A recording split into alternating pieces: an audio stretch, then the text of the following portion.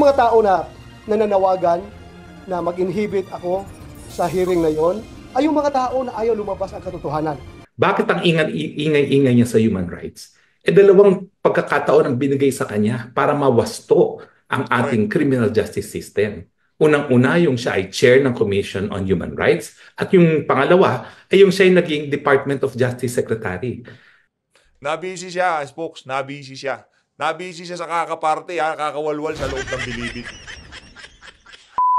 Hindi ho ba kayo nagtataka mga kababayan kung bakit wala ho tayong naririnig dito kay Robert H. Barbers at dito kay Congressman Romeo Ako? Diba? Kasama ho nila ang dalawa na to na nahahatsit ngayong mga panahon na to dahil sa pakikipag-usap nila dito kay Police Colonel Hector Grijaldo. Diba? Nahahatsit ho itong si Fernandez at itong si Atrasabante. Pero dito sa dalawang kasama ho nila dyan sa Quadcom, wala ho tayong naririnig nagsasalita. Nagkakalaglagan na hubayan ang tanong ho ng ating mga kababayan sa social media kasi integrity ng Quad Committee ang pinaglalaban itong dalawang ungas na to sa social media, sa mainstream media. Walang sawa ho sila sa kakapaliwanag na hindi naman namin pinipilit yung si Grijaldo. Hindi naman namin siya wala naman kaming inuutos sa kanya. Diba? Ganun ho ang paliwanag nila. Napaso ho sila doon sa nangyaring pagdinig diyan sa Senado. Pero bago natin pag-usapan yan at ang mga banat nitong si Senator Bato de la Rosa doon sa mga congressman na pinapa-inhibit sila diyan sa mga gaganaping hearing sa Senado kaugnay pa rin ho diyan sa gera kontra illegal na droga ng nagdaang administrasyon. Kung bago lang ho kayo sa PH Update, isang like at isang subscribe lang ho. Masaya ho tayo dito sa PH Update at sa mga gusto sumali sa ating community, i-click nyo lang ho yung joint button. Ayun na nga mga kababayan, at dito sa video na to, naku, ito talagang si Binibining Maharlika, ibang klase ho. Wala na ho eh. Kung yung mga nagrarally, FEG ang sinusunog nila, itong si Binibining Maharlika, yung mga campaign material noong 2016 ang binabanata niya. Ito mga kababayan, umpisa na ho muna natin itong kaya Senator Bato de la Rosa. Pakinggan ho natin ang balita ng UNTV kaugnay dito. Sabi na niya lahat siguro, gusto niya sabihin. As far as he's concerned, nasabi na niya lahat siguro, gusto niya sabihin. Pero as far as the committee is concerned, I don't know with the chairman kung meron pa siyang tanong na hindi na itanong. Given that si President Duterte was very willing to answer questions, insisting siya to stay kahit anong oras siya doon para lang masagot lahat ng tanong. Ipinauubaya na ni Senador Ronald Bato de la Rosa sa Senate Blue Ribbon Committee kung iimbitahang muli si dating Pangulong Rodrigo Duterte sa motu proprio inquiry ng Senado kaugnay ng war on drugs. Sa pahayag sa media ni Senate Minority Leader at Subcommittee Chairperson Senador Aquilino Coco Pimentel III, sinabi nito na hindi pa niya nakikita ang pangangailangan sa muling pag-iimbita kay Duterte sa pagdinig ng Senado. Bagaman wala pa niya siyang natatanggap na kahilingan, pauunlakan niya ang ideya kung may ilang senador na magsabing kinakailangang imbitahan muli ang dating Pangulo. Ngunit tiniyak ni Senador Bato de la Rosa na dadalo pa rin siya sa susunod na pagdinig. Dadalo ako because I don't want to sacrifice the truth. The truth should come out. Ayaw kong i-perpetuate yung kasinungalingan. Kaya dadalo ako talaga. Hindi naman sang Dapat lang, kailangan lang dumalo nitong si Senator Bato de la Rosa kasi marami pa rin hong mga aligasyon nitong mga nasa Tuwad Committee.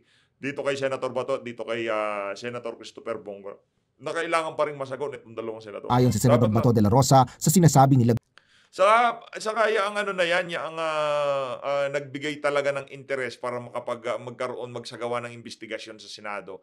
Wala hong iba kung hindi itong si Senator Bato de la Rosa. Kaya kailangan muna Representative Dan Fernandez na malalagay sa alanganin ng Senate hearing kung dadalo ang senador. Ito ay dahil hindi naman anya korte ang Senado. Bukod rito, tumatayo siya hindi lang bilang miyembro ng upper chamber kundi maging isang resource person na nagbibigay ng point of view sa war on drugs.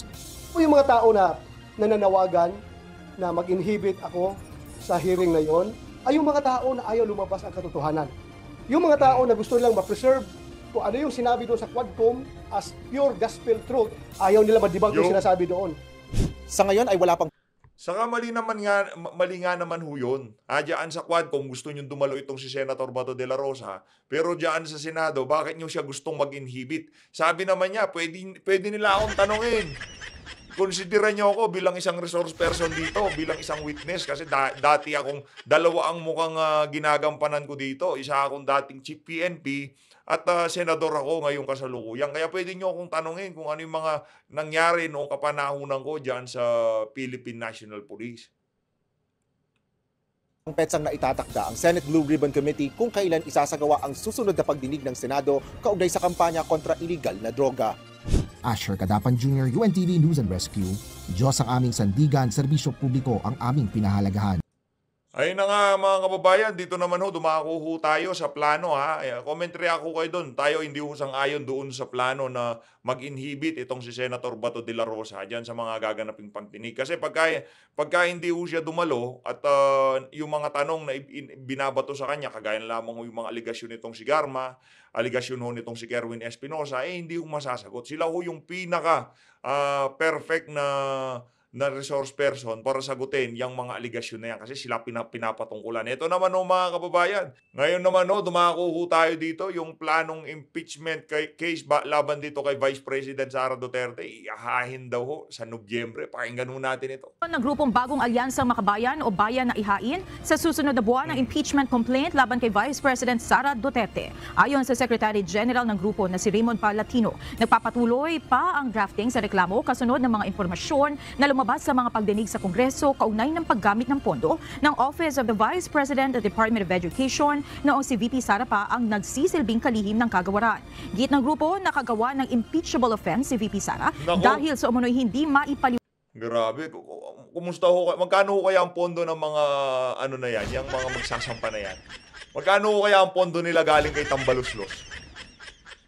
Talagang, hindi nung inumpisahan yung hearing na yan dyan sa Good Government, alam natin na talaga ang target nila dyan, masampahan ng kaso na ma-impeach itong si Vice President Sara Duterte. Para nga naman, hindi na siya makatakbo sa kahit anumang pwesto sa ating pamahalaan. Impeach siya kagad. Kasi pagka nanatili yan hanggang 2028, yung tawagin nitong si Senator Risa Hontiveros na full-blown Duterte comeback dyan sa Malacanang, posible talaga yun. Liwanag na paggasta sa pondo na ng kanyang opisina at ng DepEd sa mga nakalipas na taon. Nila maaaring maikategorya itong betrayal of public trust at graft and corruption na maaaring maging grounds para mapatalsik siya sa pwesto. We are drafting the complaint. The preparation is ongoing. Ninong mo ba si Ninong mo ba si Joel Chua?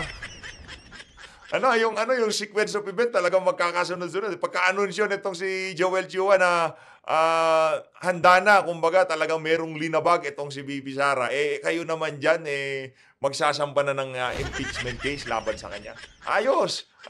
Kumusta naman yung partida? Hindi pa dumalo itong si VP Sara doon sa hearing dyan sa Good Government. Pero meron na akong nagtatangkang magsampa sa kanya. Pero hindi tayo magtataka kung makalusot yan dyan sa House of Representatives. Pagdating sa Senado, doon talaga magkakaalaman.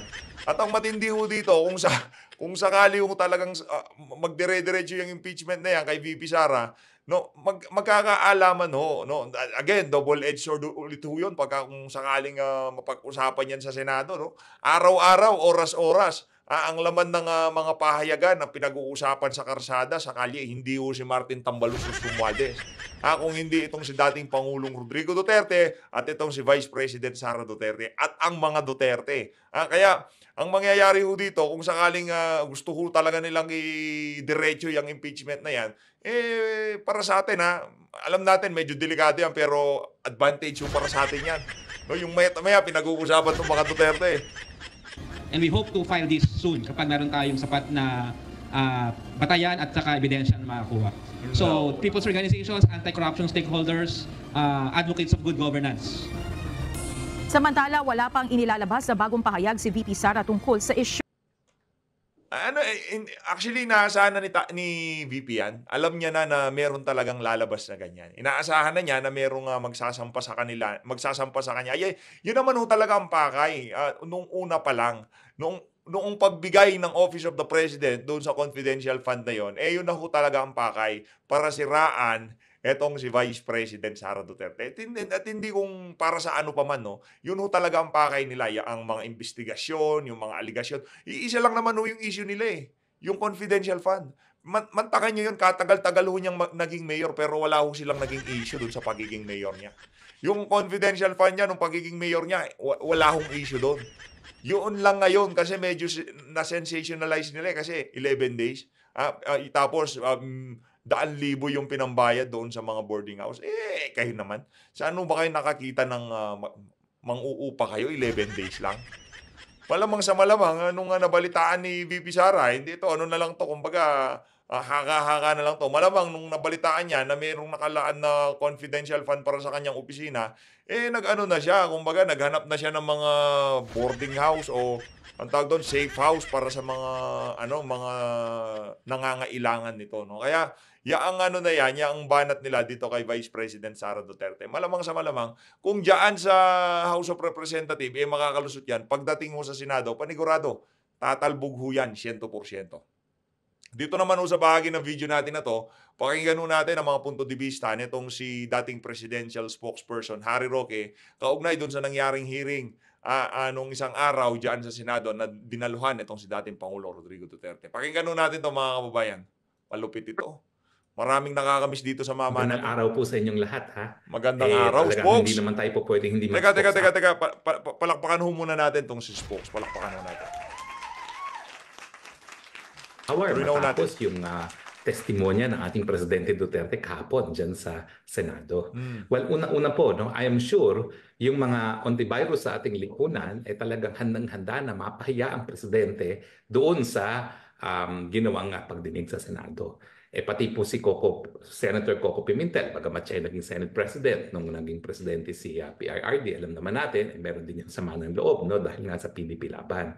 So siguro akala nila, sa wakas, no, mapipindown nila ang ating Presidente. Pero hindi po nangyari yon. Ano ba sa tingin ko Hindi nangyari? Unang-una, ang biggest loser dito, si Leila De Lima. Bakit? Naku po, napakagaling po ng pagtatanong ni Senate Pro Tempore Jinggoy Estrada.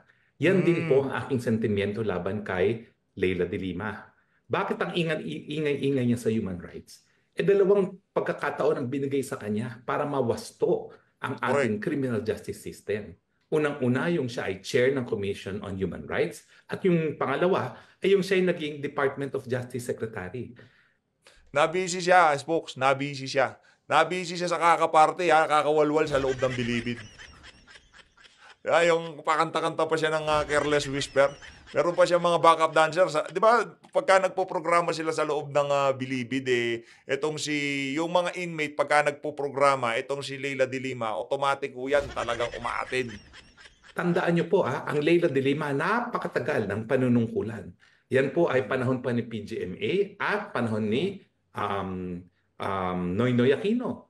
So doon sa napakahabang panahon na binigay sa kanya ng Panginoon, pwede niyang naayos ang ating criminal justice system. Pero tama po si Senate Pro Tempore Jinggoy Estrada, ngawa lang siya ng ngawa tungkol doon sa Davao Death Squad, pero doon sa halos 12 taon na siya nanungkulan, wala naman nangyari sa kahit anong pagnangawa niya laban kay Mayor Rodrigo Roa Duterte, no? Correct. So talagang I agree with Senate Pro Tempore Jinggoy Estrada na talagang yung kabiguan ni Leila De Lima na makasuhan si Rodrigo Roa Duterte nung panahon na siya ay mayor pa at bago pa naging presidente is sheer incompetence. Saludo ako kay Jinggoy Estrada. Hindi po abogado yan, pero sentido común. Commission on Human Rights ka, Chairman, tapos ikaw ay Secretary of Department of Justice, hindi mo nagawa na kasuhan yung mga nasa likod ng Davao Death Squad na sinasabi mo. Well, ang pangalawang loser syempre, si Antivirus. Okay, bakit siya naging loser? Well, unang-una, naging malinaw sa mata ng lahat na merong portable utak si Risa Antivirus. Bakit? Wala naman siya sinasabi na hindi niya binabasa eh. Meron siyang staff na nasa likuran niya, nag-aral po yan sa UP College of Law, at lahat ng tanong niya. Yung mukhang bruha, yung tinuturo ko sa inyo nung hearing, yung mukhang bruhang nagbibigay-bigay ng papel kay Risa Hontiveros, yun ho yun. Lahat ng sinasabi ni Risa nanggagaling doon. Wala naman nung sariling pagtatanong itong si Risa Hontiveros. Basta lahat ng lumalabas sa bunganga ni Risa nanggagaling ho doon sa alin na yun ng mukhang bruha. Lahat ng mga sasabihin niya, ibinibigay sa kanya. Sige nga, Correct. tanggalin natin yung naging estudyante namin sa UP College of Law na abogada. Tignan natin kung may mangangawa pa yung Risa Hontiveros. Wala pong mangangawa yan. Pangalawa, bukod pa doon sa malinaw na wala naman siya sinasabi na hindi binabasa, hindi siya nagtagumpay na palabasin na kriminal ang Rodrigo Roa Duterte. On the contrary, habang dinidiin niya si Rodrigo Roa Duterte, abay naninindigan si Rodrigo Roa Duterte. Wala akong pinagsisisihan. Uulitin ko muli yan kung ako'y mabibigyan uli ng pagkakataon. Bakit? Dahil obligasyon ng presidente na protektahan ang buhay ng mga inosenteng mga sibilyan at hindi ang Pero matindi ho yun kung sakaling mabibigyan siya ng pagkakataon, hindi ho malabo yan sa nakikita ho ng ating mga kababayan at tinatakbo ho ngayon ng ating pamahalaan. Baka biglang mag-init ang sambayan, magalit, biglang baklasin niya si Marcos Jr. at ilagay ulit itong si Tatay Digong. mga kriminal. At Hindi paulit-ulit malabo, di siya. ba? Hindi siya nagpatrap na yung tanong niya na ina-assume mo ba yung responsibility sa pagkamatay ni Kian? Abay, sinabi nga ni Presidente, may pagkakaiba doon sa pulisiya na all-out war laban sa droga. Pero alam ng mga pulis, dahil meron namang mga operations manual, na dapat yung kanilang gagawin sang-ayon sa batas. Paano naman niya Correct. maitatrap ang isang naging piskal doon sa usaping legal? Ang ginagawa niya, may portable utak nga siya. Kung wala yung nagbibigay sa kanya ng mga sasabihin, wala siyang masasabi. So paano niya maitatrap? Paano niya makaka-elicit ng isang confession or admission galing sa isang dating piskal? Yan yung buhay niya. Araw-araw. Nung napakatagal din ng panahon na siya ay naging piskal. At syempre naman, napakatagal na rin niyang nanunungkulan bilang isang mayor at presidente. So alam niya talaga ang batas. So nagmukhang kawawa lang si Risa Hontiveros para siyang iyak ng iyak pero wala siyang nakuha Presidente Duterte. Pero ang nagogi, una-una ang hanay ng pulis at ng ating militar dahil paulit-ulit sinabi ni Presidente, naaawa ako sa pulis at sa militar. Huwag niyong ipitin yan mga yan. Ako ang gumawa ng pulisiya na all-out war laban sa droga. At kung sila ay tinupad yang kanila. Pero yung ibang mga politiko, basaho nila yung yung banat na yun ni dating Pangulo Rodrigo Duterte. Alam mo niya yung tipo, tayo naman dito, alam mo natin na mahal ni Tatay Digong yung mga men in uniform. Yung mga kapulisan at kasundaluhan, talaga hong mahal ni Tatay Digong yan. Noong panahon niya, talagang tinaasan niya sweldo, pinaganda niya yung mga damit, yung mga kasuotan ng mga sundalo, tinaasan ng sweldo ng mga kapulisan. Mahal talaga niya, hindi lang ngayon. Pero ito hong mga sinabi niya dyan sa Blue Ribbon nung isang araw, testamento lamang ho na para doon sa mga men in uniform, kahit hindi na presidente yan si Digong, nasa puso pa din niya kayo. Kaya nagpapanik ho yung nagpapanik ho Itong si Tatay Digong, sinasabi niya, yung talagang pinapafeel niya dito sa mga sundalo at pulis na mahal ko kayo. Ako na lang ang ikulong nyo. Wala kasalanan yung mga yan. Siyempre, pagka narinig ho yun ng mga men in uniform, yung mga kapulisan at kasundaluhan natin, di ba? Anong iisipin nila? Naku, grabe naman tong si Digong. Talagang mahal na mahal kami ni Digong. Kaya biglang buwelta ho itong si Boy Kilay nung nagpa-press con siya, di ba? Sabi niya ganito, banat ka ng banat ng ganyan, may kaso lang naman yung mga naka-uniforme, yung mga sundalo at mga pulis, pero ikaw wala kang kaso. Ano ba ang gagawin natin? Ayun, hinimuko niya yung sambayan ng Pilipino na pag-aralan at kasuhan ito si dating Pangulo Rodrigo Duterte. Ilang tungkulin sang-ayon sa batas, ako lang ang mananagot. Bakit naging winner ang pulis at kasundaluhan? Kasi nga iniipit sila ng WAD committee. Ang sabi ng iba, hindi na WAD committee, TUWAD committee. At syempre, isa ring loser yung TUWAD committee dahil lumabas na sa kanilang kagustuhan na sirain ng mga Duterte, abay pilit pala nilang pinagsisinungaling under oath ang testigo. Gaya nung sinabi nung Colonel Grijaldo ba yun, na sinasabi na i-confirm mo lang na merong reward scheme para pumatay na itinanggi naman ni Presidente Duterte. Bakit nga naman siya mamimigay ng reward? Trabaho nila yun. Bakit ka magbibigay ng reward sa paggagawa ng trabaho? So, yan po ay pinasinungalingan ni Presidente. Ang biggest winner, ang taong bayan. Bakit? Dahil talagang sinabi ni Presidente Duterte, ang kanyang trabaho, protektahan ang mga inosenteng mga mamamayan. Wala siyang pakialam sa mga kriminal. Doon sila magkita-kita lahat sa impyerno. Alam mo, pinaka-favorite ko doon? Akala ni Antivirus, maiinsulto niya si Presidente. Sinabi niya kasi bastos at walang hiya ang pananalita ni Presidente.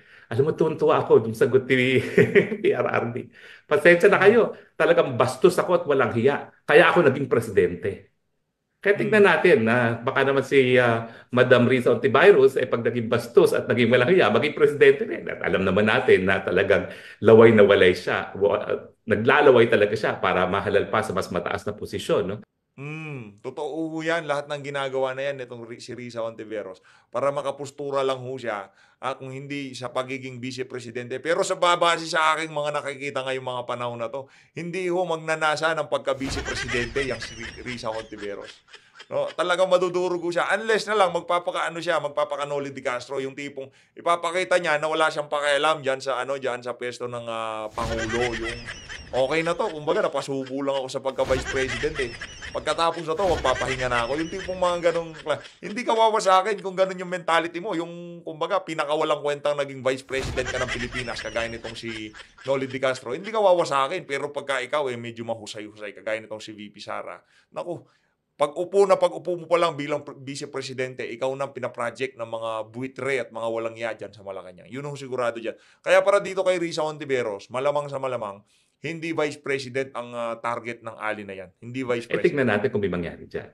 So, ano nangyari kay De Lima? Wala. Yung Chel Jokno, walang pumansin. Napahiya pa.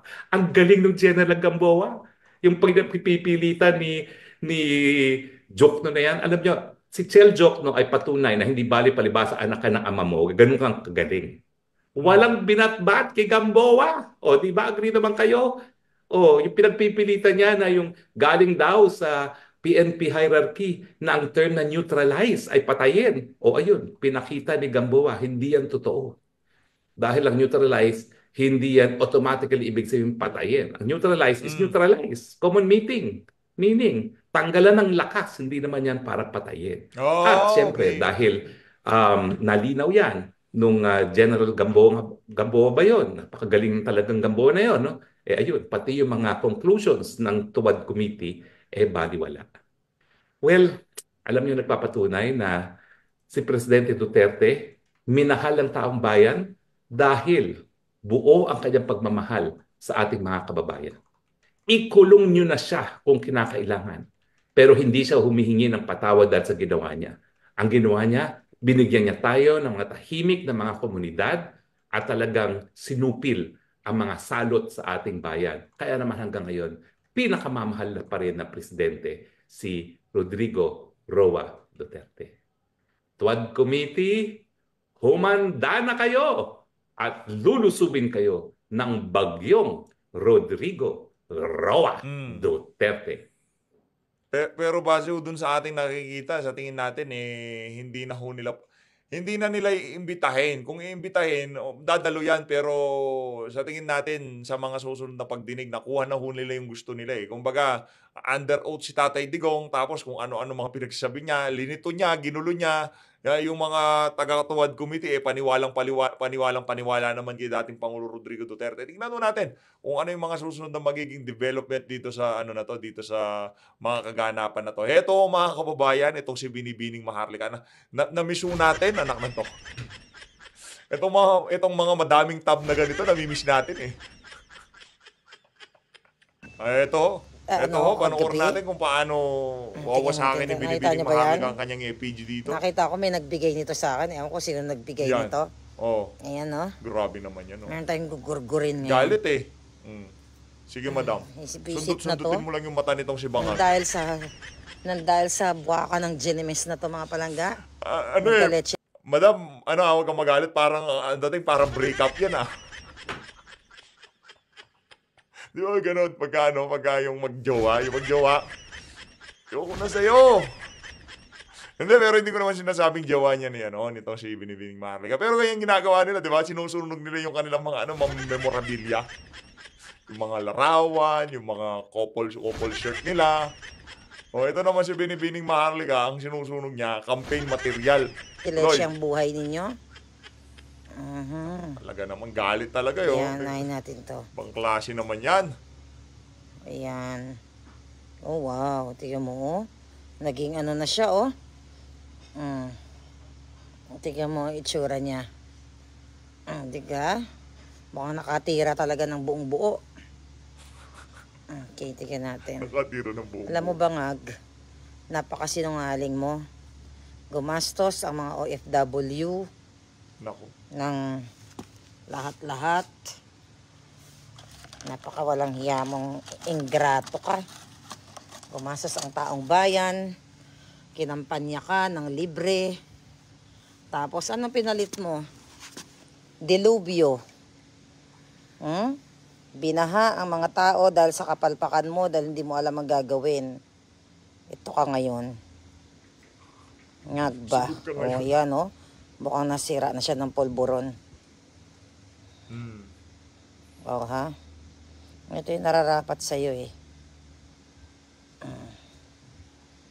Yan, yung jilong mo na laging sumisinghot ng white powdery substance. Yan, pag nakakita pa ako dun sa mga basura dun sa garahe, kasi yung mga pinaglalagay ko na dun sa garahe. Yung iba nasunog na. Yung iba pinagtatapon ko na. Pero kasi sa dami na nagbigay nito sa akin, ito yung ilong parang hindi na makasinghot si Bangag. Parang break up lang no? Tingnan nyo naman yan. Ayan na, ako na niya ng picture. Grabe naman yan. Ibang klase itong si Binibining Maharlika. Matindi ho itong ginawa niya na to. Hanap nga rin tayo. Gawin natin yung ginawa na yan ni Binibining Maharlika. Eto mga kababayan, dumako naman ho tayo. Ituloy ho natin dito ho tayo sa pagtatanong nitong si Senator Robin Padilla. Pakinggan ho natin to. Opo, sa katunayan po, Chairman, wala na rin po talaga akong tanong kay dating Pangulong Rodrigo Roa Duterte dahil nasagot naman po niya lahat ang mga katanungan sa kanya at naging malinaw po talaga ang kanyang posisyon. At plano ko po talaga sana, Ginoong Pangulo, na sa susunod na lang ako magtanong, pero bigla niyong binanggit kanina, nagulat ako kasi yung nandito, ang tingin ko lahat general, tapos binanggit niyo si Ma'am Muking. Hindi ko man po talaga alam ang tunay na pangalan ni Ma'am Muking. Kilala ko lang siya as si Muking. Kaya nung binanggit nyo na nandito si Ma'am Muking, nagulat ako bakit nandun siya sa mga general. Pwede po ba ako magtanong, Ginoong Pangulo, kay Ma'am Muking, bakit po kayo nandyan? Nako. Good evening po, Mr. Chair, at the rest po ng mga senators and other resource speakers. Yang si Muking na yan ho ang gusto nilang susunod na i-contempt dyan sa House of Representatives. Kasi pagka yan na-contempt na ho nila, naku, mas magiging madali ang trabaho nila. Kasi direktang malapit kay, di ko alam kung malapit yan kay Senator Bongo, pero nasa circle yan si Muking. Kaya pagka yan nakulong nila doon, tapos nadikdik nila na nag-corroborate yung mga gagawin niyang pagsasalita dyan sa tuwa doon sa sworn affidavit nitong si Rina Garma, tapos na ho usapan. Kaya kung ako sa iyo, madam, sa November, pagkagaganapin na yung pagdinig dyan sa House of Representatives, medyo sipunin ka muna ng konti. Nadawit po yung pangalan ko, Mr. Chair, dahil doon sa naging affidavit po ni Colonel Rina Garma. Na ano po? Sabi niya po doon sa first affidavit na parang tumawag daw po ako sa kanya to ask for the number of Colonel Leonardo. And doon din po sa kanyang supplemental affidavit, sinabi niya po na meron daw po siyang kinukuha sa akin na pera as support daw po para sa kapulisan. ito po yung binabanggit kanina ni dating Pangulong Rodrigo Roa Duterte na kayo po ang nagbibigay na panggasolina? Parang ganun po. Actually, Mr. Chair, hindi naman po ako directly kasi hindi naman po ako disbursing officer po. Opo, ng ano office. po ba ang function ninyo? Kasi ang alam ko po, kilala ko po kayo si Ma'am Muking na lahat po ng hiningan ko ng tulong sa pagpapa-ospital. Kayo po ang tinatawagan ko. Yes, Mr. Chair. To be clarified, Mr. Chair, saang functions po ang ginatanong ninyo sa akin sa City Mayor's Office po ba or sa Office of the President? Nagkakilala po tayo sa Office of the President na, pero doon po, sa panahon na yon, alam nyo naman po, lahat ng hiningi ko sa inyo may kinalaman sa ilalabas sa ospital. Yes po, Mr. Chair. Isa po yan sa functions namin po sa Office of the President. Opo, kaya po ako naguguluhan. Paano po kayo napunta dito? Napagbintangan po kayo? Na ganun po ba? Yes, Mr. Chair. Parang malabo naman po yata dahil ako na po mismo, Chairman, Ginoong Pangulo, kilala ko po si Ma'am Muking na personal. Now, buong pagkakakilala ko po, wala po akong ginawa kundi humingi sa inyo ng tulong. Ilabas niyo po sa ospital ito, baka pwede niyo pong bigyan ng ICE ito, mga lahat po ng ganun. Medyo naguguluhan lang po ako at hindi po yata ako naniniwala na involved po kayo dito. Yun na nga po, Mr. Chair. It is an opportunity po na patawag din po ako dito at para lang din po malaman po ng karamihan na ang trabaho ko po sa Office of the President is purely administrative matters po and clerical works. At the same time po, mechanical jobs po, Mr. Chair. Okay po. Yun lang po, nilinaw ko lang po kasi pasensya na po kayo. Naguluhan lang po ako ba't kayo nandito. Yun lang po. Maraming salamat po, Ginoong Pangulo. I-reserve ko na lang po yung mga tanong ko sa susunod na meeting na lang po. Kasi si Muking, who is Miss Ermina Espino, was invited lalo na kung andito si Colonel Garma para ma-confront natin siya. Even the Correct, past PNP chiefs, inibita natin yun kasi nandun sa chart ni Colonel Garma, na yung central figures, Colonel Leonardo, was briefing the PNP chiefs. Dapat rekta magkatanungan na. Can we get kunin ko na reaction ninyo? What can you say about that? Although wala dito yung, hindi inulit dito ni Garma man o hindi naman kinonfirm ni Leonardo, but andito na rin kayo. Can we get your, were you given copies of the chart? Hindi. Bigyan natin sila. We saw it on TV, Opo. Mr. Chair. Ito lang po yun. Gusto ko lang, kasi parang ang part ng trabaho ni Edelberto Leonardo, briefed incoming chief PNP, etc. So, yun, being those PNP chief, can you comment or react to this allegation? Yes, thank you very much, Mr. Chair. I became the officer in charge of the PNP starting October 14 up to January 19. On January 20, I was appointed as full-time chief PNP. Of course, I would not deny that I know Colonel Garma, Colonel Leonardo, being assigned in Davao and being a resident of Davao. And I had my high school and law school in Davao. But we cannot imagine them putting the chief PNP into the graph. I mean, a 4-star or even a 3-star general taking orders from a lieutenant colonel. Hindi naman order, sir, but a briefing on the drug situation. Not even, Okay, because we rely extensively on the knowledge that the PNP has. We have a specific directorate taking care of that, which is the Directorate for Intelligence. So why depend on Leonardo? He doesn't have any control over all the units of the PNP nationwide. So no, Mr. Chair, we deny that we are included, and that graph or whatever drawing that he presented is not true. You were never briefed by Leonardo on the drug situation when you were incoming or when you were incumbent PNP chief. He cannot afford to brief me, Mr. Chair. Because I'm more knowledgeable than him. Okay. So, how about the Napakalinaw ho no, napakalinaw. Hindi mali nga naman ho yung mga argumento nitong kaya nga talagang kumbaga pinagkabit-kabit na lang ho nila yung pangalan Ngayon noong sisiya sa atin na ng maigi, yung koneksyon nitong mga individual na pinagkabit-kabit doon sa sworn affidavit nitong si Rina Garma, doon na ho tayo nagkaroon ng komplikasyon. the others po? Ganun ba? Your Honor, Sinas. just like General Gamboa, I have no briefing before I became the Chief PNP. We get our instructions from the President because the President is regularly conducting a monthly meeting with us, sir.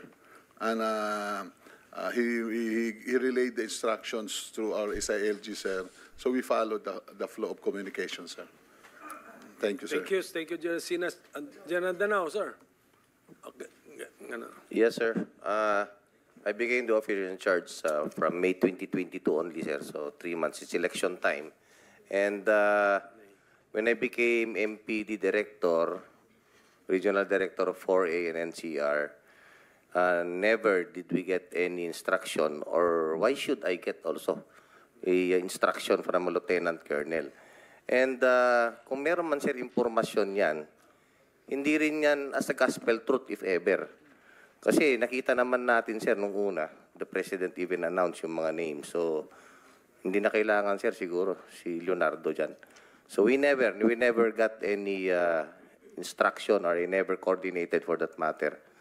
It was also at the time when I became RD of 4A and NCR, pandemic, sir, nung una. Sarado nga, sir, yung mall, nung panahon na yun. That's all, sir. Thank you. Mr. Chairman, I am included. You're the fourth. Yes, you're the fourth chief PNP. Mr. Chairman, I just would like to... Si Senator Bato de la Rosa, para ho siyang para ho siyang alam niyo yung mga estudyanteng alam na alam ang sagot. Yung kahit hindi tinatawag, nagtataas ng kamay. Huwag ka na sumagot, sir. Senator ka Hindi, alam ko yan. Ko. Dati akong chief PNP. Tanungin mo din ako. My wonder, I really wonder why. How come a lieutenant colonel is going to brief a four-star general on what particular field of interest about the drug situation? If I need a briefing about the drug situation of the country, I ask the General Aquino. He is the PDEA Director General. I asked the Director for Intelligence because alam niya yung pangyayari sa Pilipinas. Or I may ask General Ferro, my anti-illegal, my drug enforcement unit chief. Why do I have to get a briefing from a lieutenant colonel coming from a region assigned to sa Region 11? So I don't see, I cannot, wala akong maisip na dahilan bakit ako magpapabrief dyan sa isang, at that time, he was still major ata, hindi pa lieutenant colonel. Lieutenant colonel naman, nung ako nag-CPNB, never, even a single instance na nag-report yan sa opisina ko, either Leonardo or Garma, they never reported to me. They never report to me. Walang, hindi na kahit isang instance mo lang na nag-report sa akin yan. Much more, yung pagbibriefing sa akin. Who are they to brief me? I am the chief PNP. Baka sabihan ko pa siya, you sit down, I will brief you. No, yun ang nga ba sinasabi natin.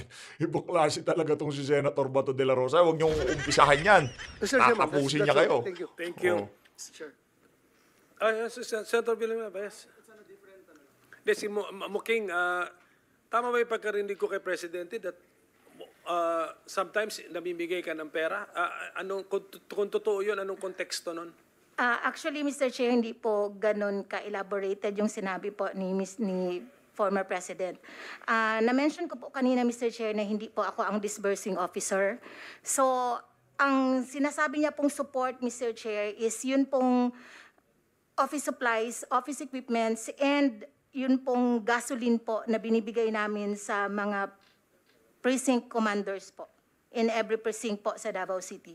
So cash na yun? No po, Ah, Mr. no. No cash po, Mr. In a form of... voucher, mga ganon? Yes, meron po kaming tinatawag na gas slip po, Mr. Chair, yung parang PO slip. Yun po yung kinukuha ng mga police in charge doon sa nakadesignate din po na personnel at hindi po directly from me, Mr. Chair. So can you tell us ano yung mga nahawakan mo ng posisyon sa gobyerno from the LGU of Davao up to kung sa national man? I entered the city government of Davao in 2001. I was appointed as Community Affairs Officer 1 up to Community Affairs Officer 3. Then before the end of the mayorship of the former president, I was promoted again to Supervising Management Officer. And by that time, Mr. Chair, I was seconded to the Office of the President last 2016. So nung natapos na din po yung term ni Mr. President, nabalik na din po ako sa City Government of Davao, occupying the same position. So all the while, LGU employee ka pala? Yes, Mr. Chair. Thank you for that. Senator Villanueva? Just that one follow-up question. When you were giving this, what's that, gas... Ganda ng relo nitong si Senator what Joel, was your position then in the palace? Not in, I may clarify, Opo. Mr. Chair. Sige po. Hindi, Sorry for my innocence. I'm just a little bit confused. Yung you were na-mention- you were part of PMS ba or PNP or... no, Ano Mr. no, 'di ba? Napaka respectful ng mga senador na nagtatanong. 'Di ba? Hindi sila yung pagka nagtanong talagang kulang na lang yung mga resource person maiihi sa kanilang mga kinauupan. No, pagka ganun kay Paduano, hindi pwede kanya. Ano ba 'yan? Ganun mo yun. 2016 po, as I had mentioned earlier, I was seconded po. So, naging Assistant Secretary po ako ng Office of the President. Okay, you're an ASEC. Yeah, Okay. from 2016 to 2021. And was promoted again to Undersecretary in 2022 before the end of his term. So ASEC naging USEC. National government employee ka? Yes, Yes. as I had mentioned earlier, Mr. Chair, I was seconded po. Hindi, seconded. Ibig sabihin seconded. Don't you remain an employee of your mother agency? You keep the original position, Mr. Chair, but the moment you will be seconded to the different office, you will keep the position of the new office, of the adopted office. Sino nagpasweldo sa'yo? Sige, para lang ma-simplify. Office of the President po, Mr. Chair. So gano'n. Tapos, pagbalik mo na lang sa LGU, parang yung seniority mo doon tuloy-tuloy. Tama? Ganun ba yan? Nabalik po ako sa dati ko pong position, which is the Supervising Administrative Officer. Oo nga, pero counted yung 6 years mo na as if Plantilla po, permanent position po. sige. Anyway, Yeah, Mr. President. research na lang Yes, namin Mr. yan. Chairman, Sige po. I will no longer belabor the point. I was just trying to understand clearly from the allegations being hurled against her, Mr. Chairman, but I will just pursue it next time. Mr. Chairman, considering that we have the ES here, the Internal Affairs Service, I would just like to point out, Mr. Chairman, that this representation had been emphasizing the importance of accessibility and enhancing the accessibility of our kababayans to the PNP Internal Affairs Service. And I was looking at the reports here. Nakalagay po dito that based on EAS 2023 annual report, 1,777 out of 1,844 police stations, or 96%, have established EAS desks. This is the correct figure, sir. And as of May 2023, there were 4,098 trained EAS desk personnel. Is that the correct statement? Actually, Mr. Senator, ano na po yan? Noon pa to? Noon pa po yan. As of now, that ESDS it has been discontinued because we don't have enough personnel to... Ayun na nga mga kababayan, dito na unahan tatapusin ang ating reaction video. Maraming salamat po sa pag-support sa PH Update. Mag-ingat po kayo lahat. Mahalin natin ng Pilipinas.